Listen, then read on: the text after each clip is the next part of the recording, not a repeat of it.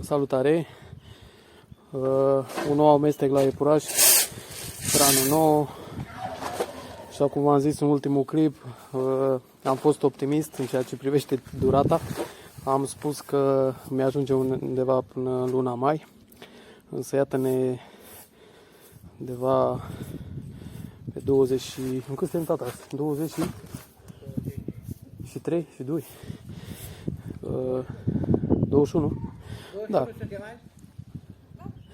21 aprilie. Un nou amestec.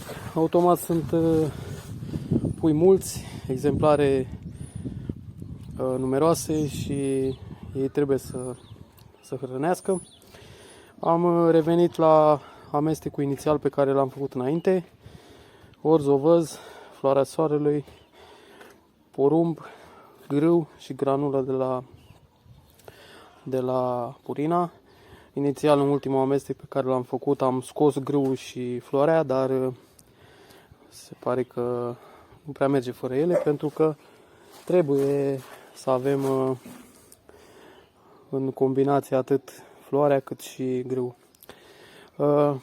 Este un amestec mai numeros de data asta, o cantitate mai mare, eu zic că ajung undeva la 500 de kilograme, pentru că am băgat în acest amestec undeva la 6 saci de orz, 3 de orz, 1 de porumb, 1 de grâu, 1 de floare și 40 de kg de granulă. Așadar un amestec care zic eu că va fi la final undeva la 500 de kg. Revin cu produsul final și probabil niște imagini în care o să amestec la această combinație de amestec pe care o fac.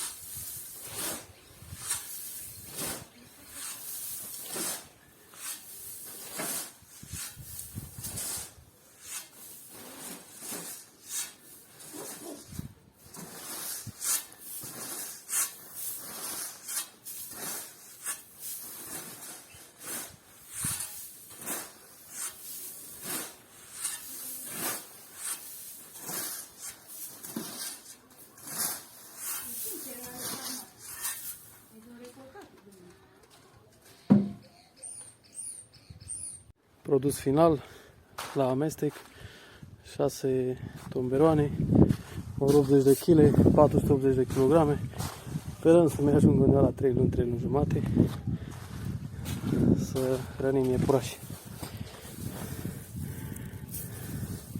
Întotdeauna am pus mare atenție și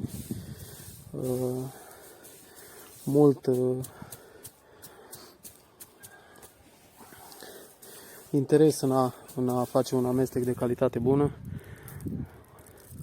6 cereale de bază în creșterea iepurilor: orz, ovăz, porumb, grâu, floarea soarelui și granulă.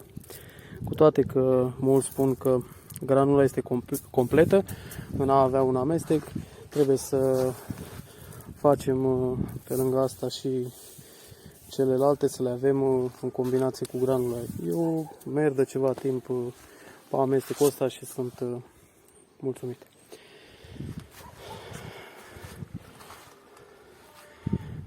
Vă salut cu respect.